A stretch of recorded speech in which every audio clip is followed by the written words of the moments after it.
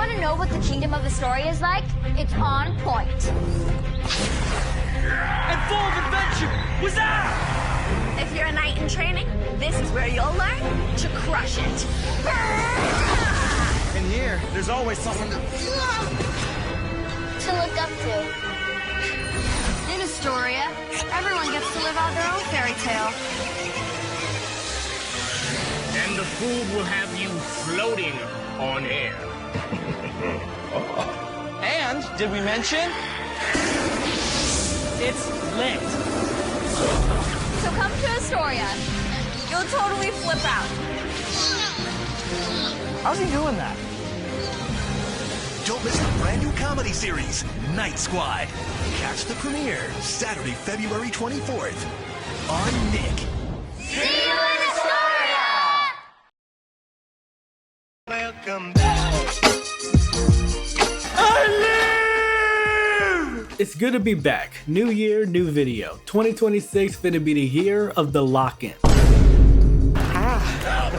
Better now than never. Nah, man. Nah, but for real. I got some big videos coming out this year and I kinda got hyper-focused on those. And by the time I realized it, the month was already over. But now it's time to lock in on Night Squad. Night Squad was a Nickelodeon live-action sitcom from 2018. I've never seen this show a day in my life. I've never seen a promo, a trailer, a bumper, none of it. I only found out this show existed because of y'all, and it was in my recommended searches while I was working on the 100 Things video. This was another attempt at an action-based sitcom, jumping off the success of the Thundermans and Henry Danger. And from what I've seen so far, it definitely stands out amongst the rest. So let's find out what happened to Night Squad. And where's the best place to start? That's right, the pilot. $3,333. The episode begins with our lead, Ark, sneaking into the Kingdom of Astoria. Hey! Why are you in my wagon? Remember when I politely asked you to give me a ride to night school? No. Neither do I. After flipping away from danger, homie rope swings all the way to night school. Nailed it. How far is this swing? And is this the only way to get there from the castle? I see stairs and a walkway. He didn't have to do this. Next, we meet Sir Gareth, the often injured, the head trainer at the school. He says there's an opening at his night school specifically for the Phoenix Squad. It's here where we meet the other knights. Ciara the Brave, mistress of kicks, Prudence the Powerful, who's a quarter giant, and finally Warwick, a third generation knight. So he's like the Randy Orton of night school. And I'm super fast with my feet. I ain't gonna lie, bro. We might whoop your ass you do that again. Were we supposed to be impressed? Nigga, this is night school, not Juilliard. Ark takes a moment to tell Sir Gareth how excited he is to be a knight, while Gareth reminds him that only people descended of noble dragon's blood can attend the school. And he has to pay the class fee, which is 2,000 gold pieces. Shut your one good eye. Next, we have the theme song, and I thought it was fine, short, sweet, and to the point.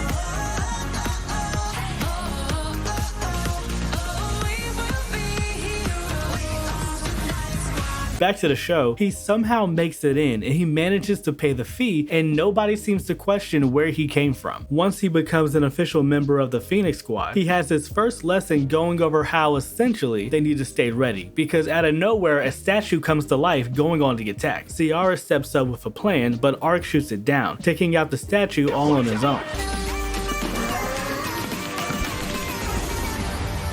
So Gareth is impressed with his showing, and because he defeated the statue, he allows him to choose a bonus quest. I'd be more excited if I knew what that was. It's a chance to get extra points, which we desperately need. But we're in last place. If we fail a quest, we'll be kicked out of night school. So it seems like the school is based on a point system, and the Phoenix Squad is in last place and is in jeopardy of being kicked out. Damn, y'all must suck for real. To be doing so bad, they finna kick y'all out, it's kinda wild. Also, while this is all happening, Ark notices the ring Ciara is wearing, saying it looks exactly like the one the princess wears. And because she couldn't come up with a good excuse, she just runs away. The most suspicious thing you could have ever done. Okay, the running away didn't make it any less weird. We meet up with Ciara in her room, thinking she got away just for Ark to be right there behind her. He sees right through her bullshit, and without putting up much of a fight, she reveals that she is the princess of Astoria. Okay, I'm the princess. I can't believe you found out. No one in this kingdom knows. Wait a minute, hold on. So, with the ring, right, she can transform herself, and we see her go from a night student to a princess with little to no change. Talking about a transformation, nigga, you changed clothes. Also, I like to think that instead of just following her through all of her secret tunnels, Ark just took a rope swing and was there like 5 minutes ahead of her. But before they can talk more, she hears the king coming. There's something I need to know. Does this new crown make me look younger? Like a prince. What would I do without you, sweetie? Once he's gone, she tells Ark that he's the only person who knows her secret. But this comes at a cost. In doing this, he exposed himself by not knowing the basic fundamentals of how to greet a royal. Wait a second. You're not a dragon blood. Of course I am. I'm Sir Ark, the guy who did not sleep behind the castle last night. You know, both these niggas folded hella fast. I mean, y'all not even gonna put up somewhat of a fight? Not even like a nuh-uh or nothing? He laments about why he's here. His homeland was captured by the enemy Riker, and the only way to avenge his people is to become a knight of Astoria. Seeing how they both know each other's secret, they agree to help each other. From here, we meet back up with them at the Tasty Trunk, which is also my drag name. This is where we meet Sage, the leader of the Kraken Squad, egging them on about their quest. Alright, so this next bit is a little weird. So after Ark does his flips and flexing his skills, Ciara catches something he says. What's that? That happens to be the same phrase the thief who stole her crown said. What was that thing you yelled up at the tasty trunk? Was out? Yeah, it's like my catchphrase. Imagine if what's up and wow had a baby. That beautiful child is what's out. You know who else said that? The guy who stole my tiara. What? That was actually a pretty good reveal. Ark is only here because he stole the princess's crown to get money for these classes. It adds to his character that maybe Ark isn't someone to be trusted, but also, why isn't this a bigger deal? Yeah, sure, she's upset, but I would have expected the whole kingdom to be looking for him, or at least the crown. Homie should be a wanted man. With the truth out, Ciara can no longer trust Ark as an ally and kicks him out the squad, which apparently she can do? They didn't really explain the squad dynamics, like is there a singular leader or are they all leaders? With Ark kicked out, the rest of the team goes on the quest without him. They seem to be doing well until Sage shows up, waking up the beast. So cute! I just want to pinch his little cheese! Are y'all dead ass right now? He's half your size and there's only one of them. If y'all don't stump his little ass out. Back at the Tasty Trunk, Sir Gareth sees Ark alone, wondering why he isn't with his squad. Why so glum? You look like me after that goblin swallowed my kneecap. Is this gonna be his whole gimmick throughout the show? Back in the forest, the team looks defeated, but then, just when all seems lost, Ark shows up. Why couldn't any of y'all do that? Like, seriously, genuinely, why? What was stopping you? I swear, Ark is the best thing to ever happen to this squad. Who cares if you can't trust him? He's the only one keeping y'all here for real. With the help of Ark and some teamwork, they manage to complete the quest and are allowed to stay. The episode ends with Ark becoming an official member of Phoenix Squad. Again. Thanks again for coming to help, Sir Ark the Trustworthy. Now that name is completely lame. What about Sir Ark? The guy getting chased by an ogre. I don't get it. You will!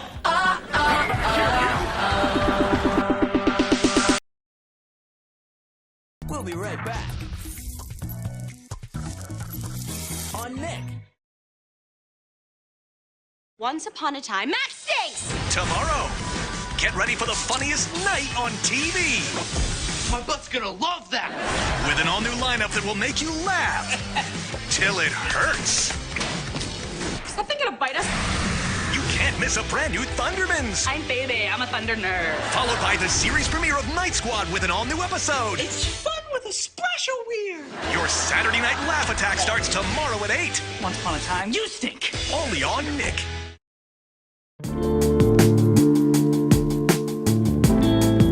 So that was Night Squad, the pilot. It was actually not half bad. It established some major aspects of the world while also having a fairly interesting story. It had some funny beats, the characters were fine, it was solid. Also, something I was fully expecting to happen was for one of these niggas to go, "You can't be a knight, you're a girl." Ciara and Prudence have a right to be there just as much as Warwick and Ark. Hell, even the Queen's sister is a full-fledged knight. Now, the show as a whole was mostly fine. The pacing can be hella fast at times, and some of the conflicts were done before they even began, which stifles some of my interest. It kinda reminds me of Super Ninjas, but with a faster pace and better acting. I'm keeping it professional.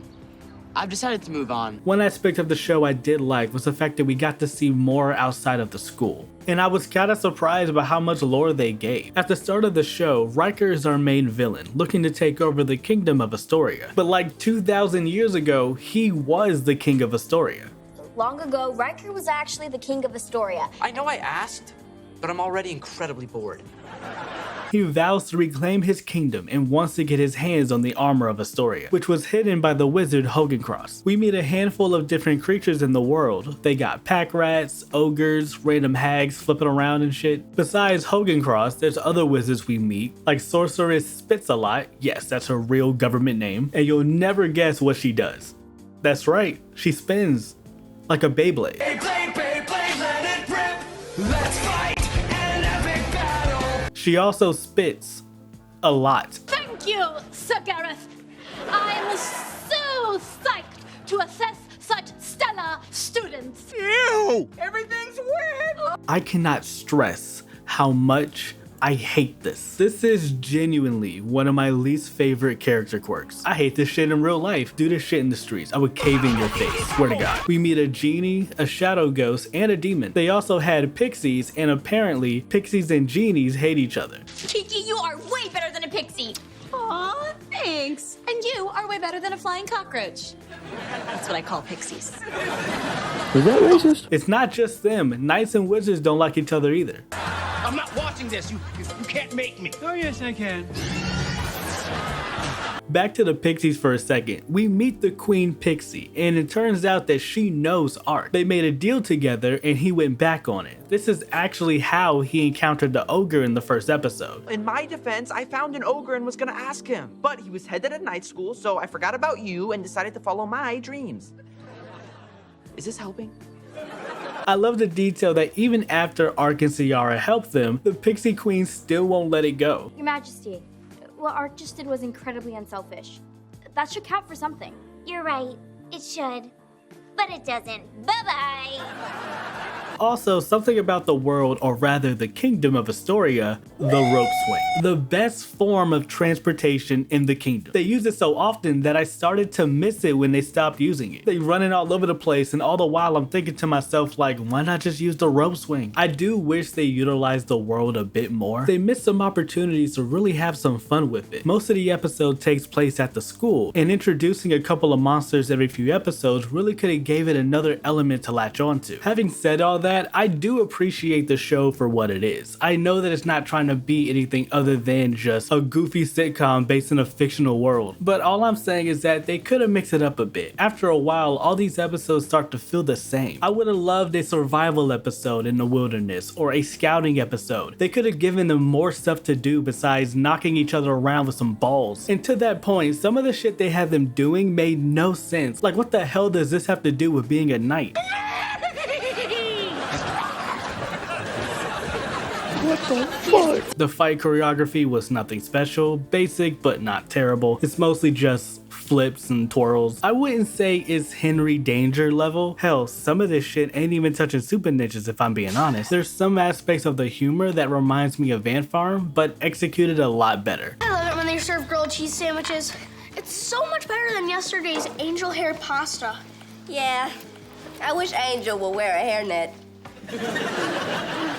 Welcome to the Phoenix Squad Study and Snack Sesh. Warlock, can I get a chili dog?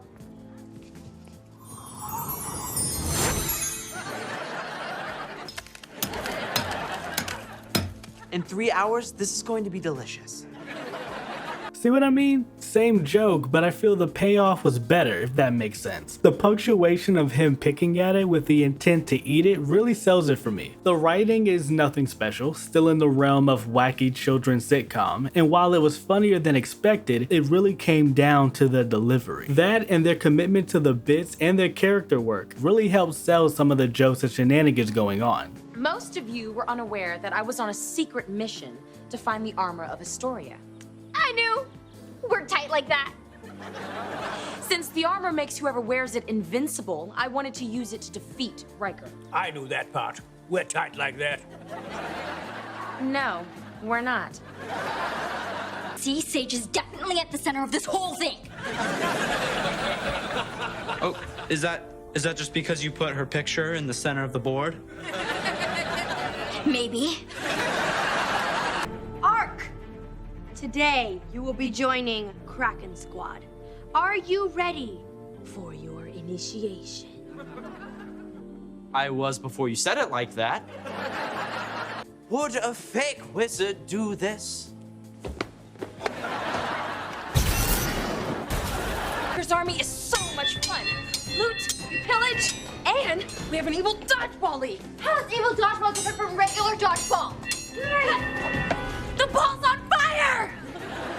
One of my favorite things about the show was the Phoenix Squad. They're all a bunch of fumbling idiots, but there's something charming and endearing about them. They kind of toe the line of being friends. Well, really just Ark and Ciara. Prudence and Warwick just be singing and shit.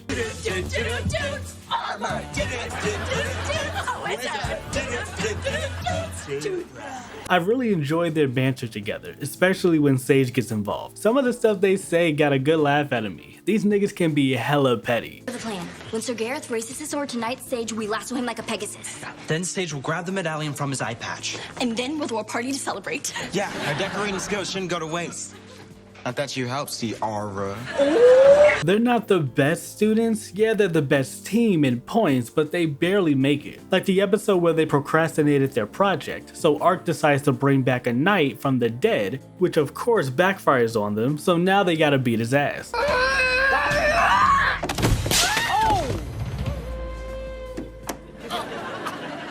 I'm about to lose my 1,000-year-old lunch. I like how they had their own motives for becoming a knight, and how they help each other be better. They encouraged Warwick when they found out he could do magic. After Ark abused his magic for free food, everybody rallied behind Prudence when she wanted to become class ruler after they took over her campaign for their own gain.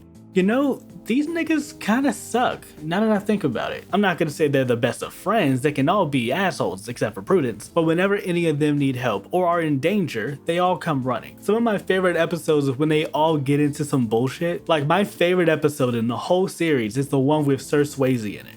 Who's crazy for Swayze?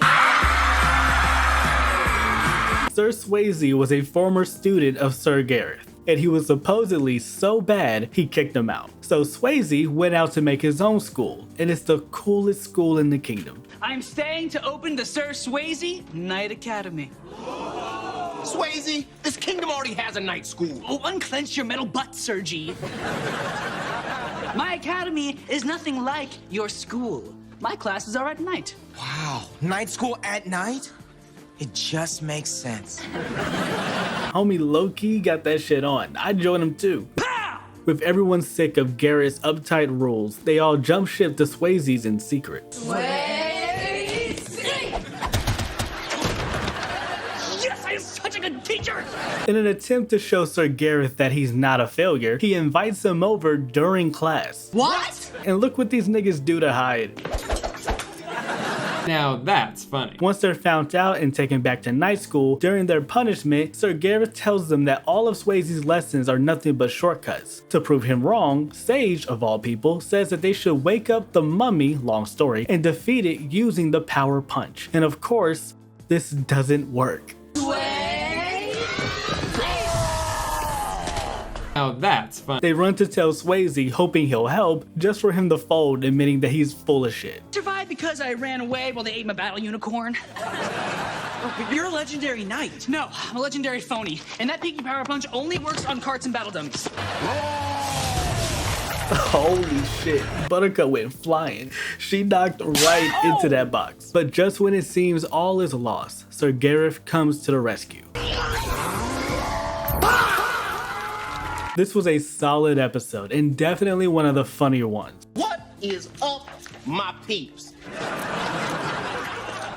Mind if I chill and rap to ya? He's sitting informally like us. Let's hear what he has to say. The thing I ever got from a book was a paper cut. So I punched that book and fed it to my battle unicorn. Feed books to unicorns. See, this is the Academy difference. You're going to take this dirt and spread it around and then clean it all up. Yay! It's like a big sandbox! Oh no, it's like a big sandbox. Like a mama bird, I chewed up the awesomeness worm and spat it into your mouths. Making you awesome too. You know what, Sir Gareth never spits awesomeness into our mouths.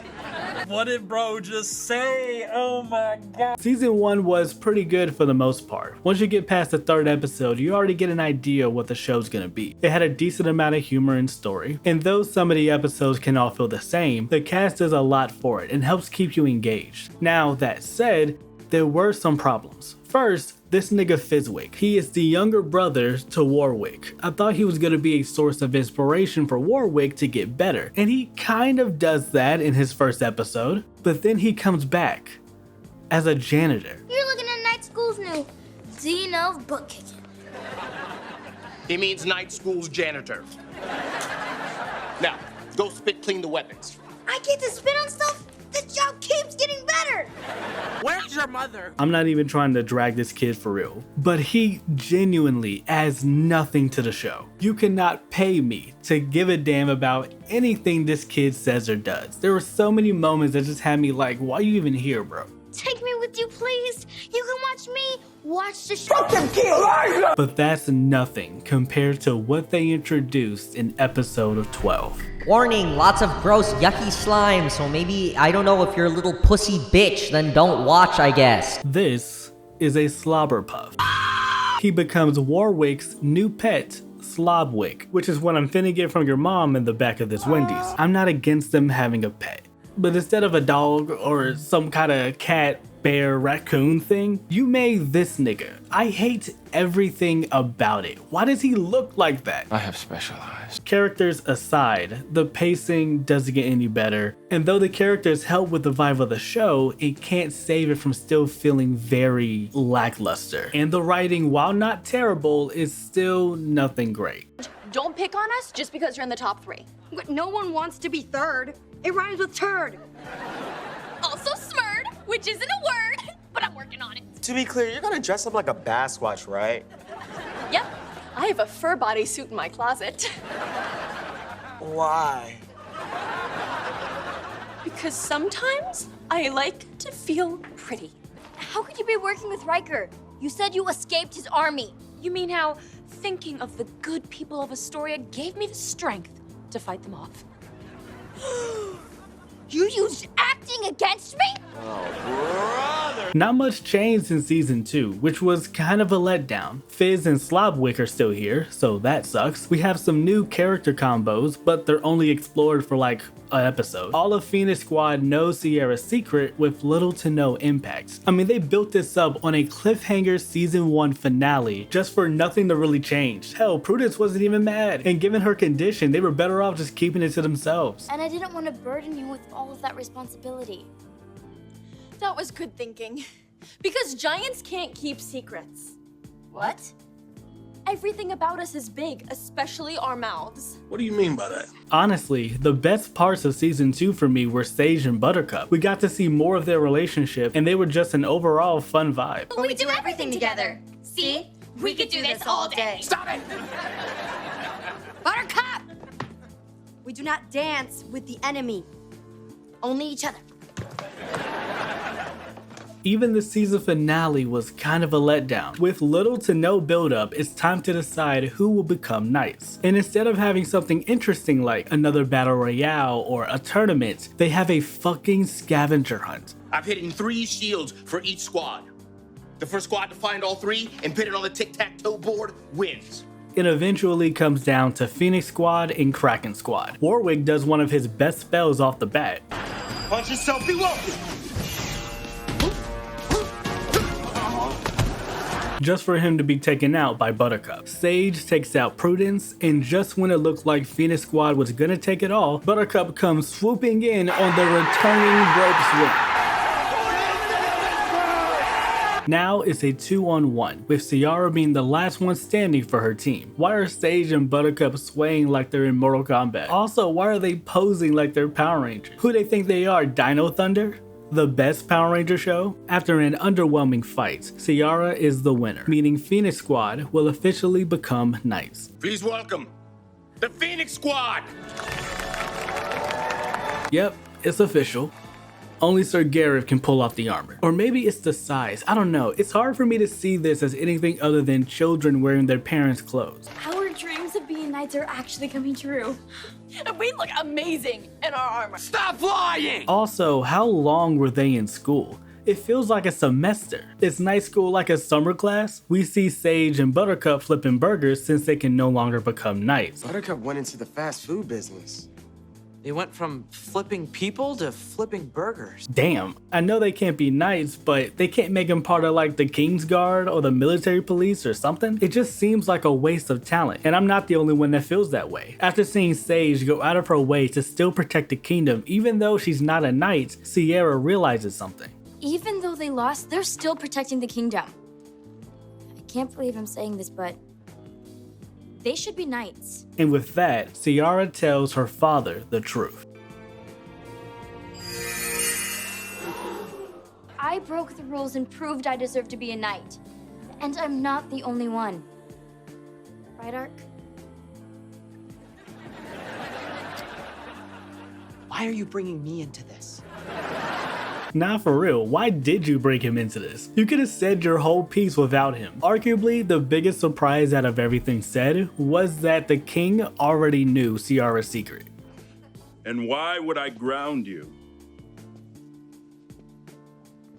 when I've known all along? With everything now out on the table and the king and the princess having a new understanding of each other, we begin the knighting ceremony, officially making Ark, Ciara, Prudence, Warwick somehow, Sage, and Buttercup Knights of Astoria. Alright, so the ending kind of saved the episode a little bit. But yeah, it was still kind of a mess. It was trying to shove so much in one episode that it ended up rushing some of the more emotional moments. It didn't ruin the entire show for me, but I wouldn't say it stuck the landing.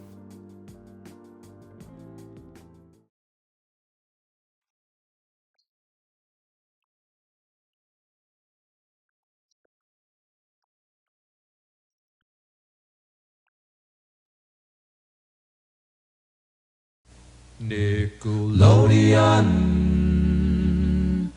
Lodion, ooh.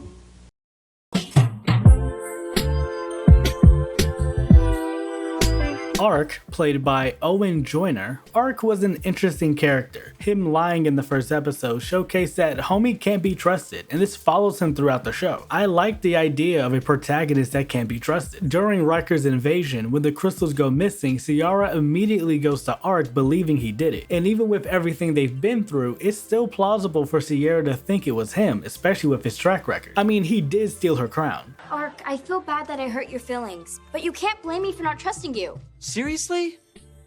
Wait, when you got captured by that giant spider, who cut you out of the web? You. When you were about to drink that expired Pegasus milk, who stopped you? You. When you fell out of that tower, who caught you? Fruity. Oh yeah.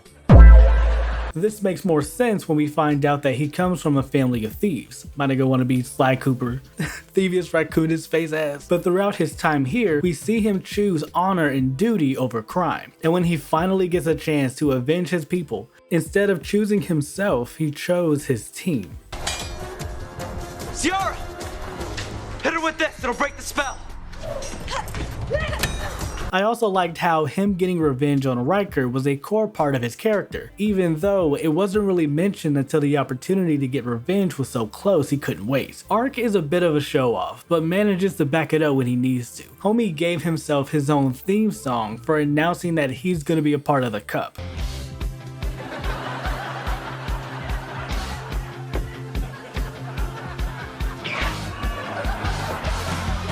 He's also hella selfish and has screwed over his team damn near every episode. When Ciara takes his spot in the cup, purely out of spite, Ark goes in front of the king and princess asking if the princess, who is Ciara, will attend the Roxbury Cup. It's very nice of you, but I already have plans. What plans? I'm practicing my princess wave. See? It's like a wet noodle.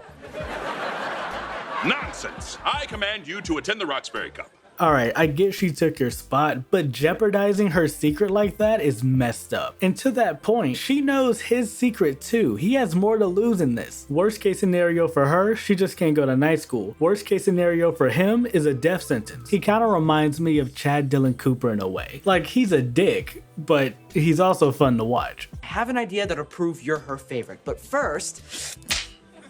How does that help me? It helped me. He's the wizard from the story? You think he'll let me touch his beard? Did you kick him out for being too awesome? Because I'm worried I might have that same problem. It's dark out and I did a survey. Turns out, nobody wants you here.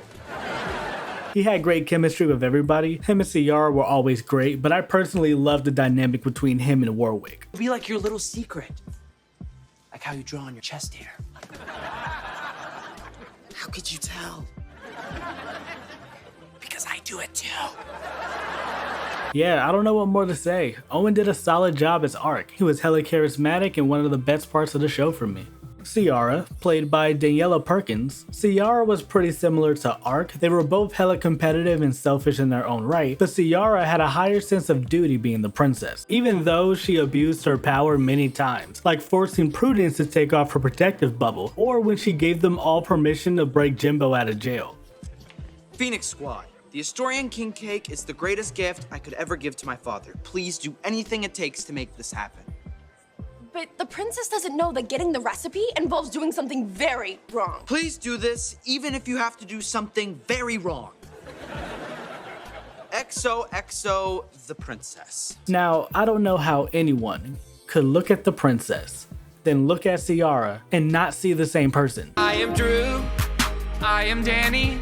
And we are not the same person. Had everybody gasping and shit like they didn't know. Don't piss me off. Also, while we're talking about it, does the princess have a name? Everyone just calls her the princess, even her father. It could have slipped by me, but I swear they never mentioned her name. Looking into this, apparently her name is Angelica. So there you go. She didn't really think the whole double life thing through. When Ark implied that maybe being a princess is holding her back from being a knight, homie had a point. Are you saying being the princess is a weakness? No, not a weakness, just a huge disadvantage. We've seen it throughout the show, when she slips in the ranking because she's constantly cutting class to be a princess, or when she's struggling with the bow and arrow because she hasn't had time to practice. I haven't had enough time to practice because of all my princess duties. Even in the season finale, she realizes that if they were to become knights, she would have to then juggle being a full-time knight and a full-time princess. Thank God the king already knew, or else you would have been exposed probably your first day. To that point, if he knew the whole time, homie was purposely making it more difficult for her, calling her for a bunch of random dumb shit. Princess! Oh no, it's happening.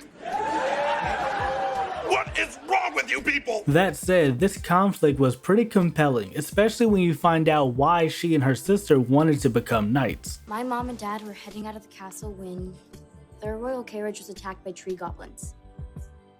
My mom was captured and I never saw her again. This could also explain why the king was so adamant about her not becoming one. Not only was he already going through the motions having her sister gone, but he also didn't want to lose her like he lost the queen. They were both still hurt by their loss. Her dynamic with the group was solid. She worked well with everyone. They established early on that her and Prudence were best friends, even though there weren't a lot of moments showing that, but my favorite was her and Sage. Their rivalry was fun to watch. Second to Ark, she's probably the best fighter on the team. I mean, she's clutched like 3 victories on her own. She beat Buttercup and Sage by herself. She even went toe to toe with her own sister. She was often the last one standing and the pressure never got to her. Incorporating some of her royal duties into her leadership was a nice touch. Yeah, Ciara was a solid character. Sage, played by Lilimar Hernandez, Sage was a fun watch. At first she comes off as an obnoxious jerk, but as you get to know her, you find out that, nah, she really is an obnoxious jerk. but she does love her kingdom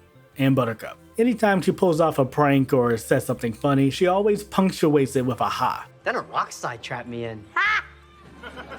I mean, aw. Yeah, no, I mean, ha! That stinks. You get it? Because you smell bad. Ha! I win. Ha! We all know I'm gonna say ha, right? Ha!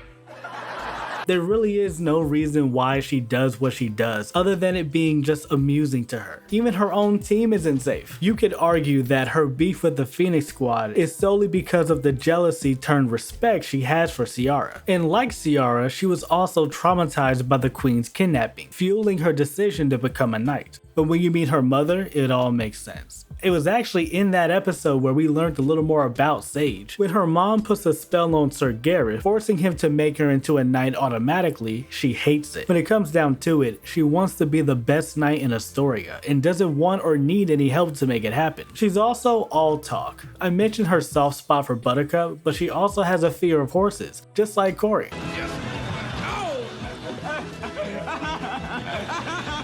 That reference seems out of nowhere, but it'll make sense eventually. Sage was fine for the most part, but she's at her best when Buttercup is by her side. Played by Savannah Mae, I don't know how to place Buttercup. She is very dumb and clueless, often having no idea what's going on. She can also be annoyingly and destructively stupid. Who would be dumb enough to train under you?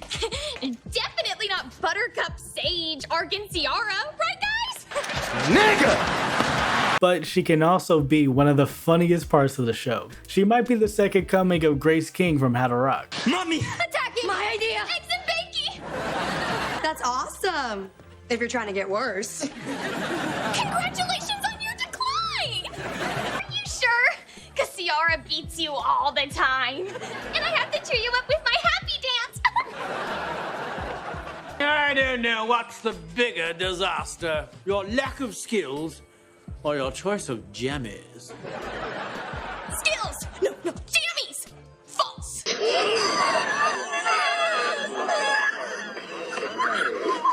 Sorry. Also, part of her character is that she loves to dance, and she kind of fucking that shit up, not gonna lie. One of my favorite scenes is when Buttercup is stuck at a dance and Sage just joins in with her. This is what friendship looks like, and I appreciate that they allowed her to branch off a bit from Sage in season 2 to the benefit of both characters in my opinion. We got to see a different side of both her and Sage. We got to see that when given the space, Buttercup can be pretty independent, and we also got to see how easily Sage got jealous when she started working with Warwick. I was jealous of you and Warwick. You're supposed to be my friend? I am! I'm your best friend! And nothing will ever change that. Warwick, played by Amar M. Wooten. I take back what I said about him being the Randy Orton of the school. This nigga trash. He has no skill as a knight, and anytime he's given the ball, he fumbles. And then homie got the audacity to complain about it. Unlock yourselves, but be quiet. These students you say are so unprepared seem to be doing quite well. Oops. Escaping's hard, guys. Once we find out that he could do magic, he kinda takes it seriously, but he still ends up ruining shit. Warwick, use your magic to break Ark's chains. On it. Achy, breaky, chainy, chain. Hey! Magic is hard, guys. I don't know, man. I'm not gonna say he's my least favorite character, that goes to Fitzwick, but I never really cared for him as a character. At least in the first half, he does get better throughout the show. He has great banter with the whole squad, though I do enjoy him and Art together. Him and Prudy have pretty good chemistry too. He's also one of the funnier characters in the show. So Sage's mom is a bat. I told you she wasn't right. She has a medallion that turns her into a bat. Still not right. Would you like to go to dinner? Would you like to go to the dungeon? Will they be serving dinner? Amar comes with a natural charm that really helps sell the character. There's something so oddly endearing about someone who is so full of themselves but can barely hold a sword. I will say though, because I know I've been ragging on him a lot, he did have one of the most compelling moments in the show. So in season 2, we finally meet his dad, John Wick. No relation. Warwick comes from a legendary family of knights, and instead of telling his dad about his new magic abilities, he decides to show him. Protect this shield, he will! You have magic? Yes, sir. Pretty cool, huh? Pretty disappointing, actually. The Wicks are knights. We don't use magic. Sorry, son. You failed. Yes, it is very messed up that his dad does not approve of his magic abilities, but to be fair, did you really think your dad was gonna be okay with this? I'm just saying, you would know better than anybody. Your dad, John Wick, no relation, the man who prides himself on the lineage of Wick Knights, would be thrilled at the idea of his son, his oldest son, not being a traditional knight. Warwick, you played yourself. From this alone, you can already get the sense that his dad is a traditionalist in terms of being a knight. So the idea of a knight using magic must be insane to him. He spends the whole episode trying to impress his dad with his magic, but his dad is not budging. He even gets desperate enough to try to trick him, which was Ark's idea, and it just makes things worse. You've brought shame upon our family name. I can't even look at you. Sorry I let you down. Feeling defeated and desperate for his father's approval, Warwick visits a witch doctor in the hopes of getting his magic powers stripped away. But after a pep talk from Ciara, his dad comes back, telling him not to do it. You're making a mistake. I am? Your friends helped me realize that even though you're different, you're still my son. It was wrong of me to ask you to change who you are. I was mean. I said that part. But because Warwick signed a contract without reading it, the witch doctor is going to take his magic anyway. And in the middle of the battle, his father joins in using his own magic. So not only was it just him trying to hold on to his legacy, but also this was bringing out his own insecurities about him using magic as a knight as well. This genuinely surprised me and gave me a newfound respect for Warwick. It took some time, but Warwick was alright. Prudence, played by Lexi...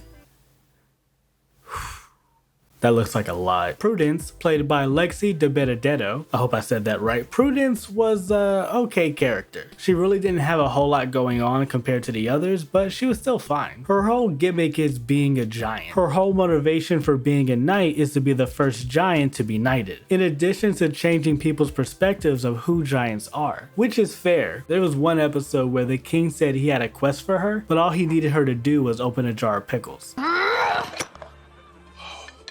Thank you, Giant. Thanks for nothing, Rufus. This kicks off her wanting to run for school ruler. Part of her campaign is to showcase giant culture. This is what giant politicians have always worn. The fur says giants are for the people. She looks like a cat toy with legs. And because the squad kept ruining her campaign, she got so angry she grew 50 feet. And to make it worse, everybody started panicking, feeding into Prudy's insecurities. Though to be fair, you did just spontaneously grow 50 feet in front of everybody. I mean, I would argue that this is a proper reaction. Her whole character can really be summed up of just going through the woes of being a giant. We get many moments where her strength feels more like a burden than an asset. She even almost quit school because of it. I wish they gave Prudence a bit more substance. Take away all the giant stuff, there's not much left. And I mean, to be fair, there are other aspects of her. She can break out into a song at any moment. She is the strongest member of the team. She is the heart and soul of the team and is always encouraging them. Again, she didn't do a whole lot compared to the others, but she was overall a fine character. Some of the other standout characters were Sir Gareth, played by Kelly Perrine. Homie was a fun watch. You could tell that Kelly was having a lot of fun with this. The King was another standout. Him having a crown for literally every occasion was kind of funny. Homie even had someone to gasp for him. Royal Gasper, I need you! And of course we can't forget the homie Jimbo. Jimbo over Riker any day. I love this guy. Homie was a fun villain. The only way you're getting that cake is if I bake it myself! Which means you're gonna have to break me out of here! I'll say this for Jimbo, it's never boring. That's what I'm... We'll be right back. On Nick.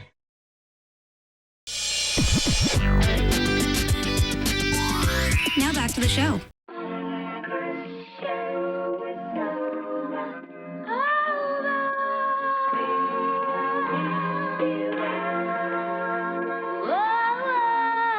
Night Squad had an impressive guest star list. Kiera Kosorin from the Thundermans plays the genie. If you want your wish to come true, don't be a weenie and use a genie. Jack Griffo plays Sir Sweeney, and the homie Frenwig makes a cameo as a snobby wizard. Now, Violet. I'm sure they're all going to become fantastic knights. Even this one, whose arms are clearly too long for his body. Damn, nigga! Garrett Morris makes a cameo. Rainy Rodriguez plays the Witch Doctor. Izzy Green from Nikki, Ricky, Dickie, and Dawn plays the Shadow Ghost. They even had a crossover episode with Henry Danger. Riker, Ciara, Schwaz, Hi. and Captain Man as the hero. Night Squad was an okay show. I feel it served its purpose well. If anything, I wouldn't have minded a few more episodes. Since Ciara's a knight, maybe she goes on a quest to find her mom. I would have been down for something like that. My theory is that she got turned into that dancing hag, but it looks like we'll never see it. On April 20th, 2019, Night Squad would be canceled due to low ratings. To which, yeah, that makes sense. It just didn't have enough going for it to keep up, especially with better options on the channel. Honestly, they were lucky they got a season 2. 100 Things didn't even get that. If you haven't seen it, it's currently streaming on BET Plus of all places. Night Squad was a show that dared to be different, and though it didn't last long, I'll never forget it for trying. But hey, you don't have to take my word for it.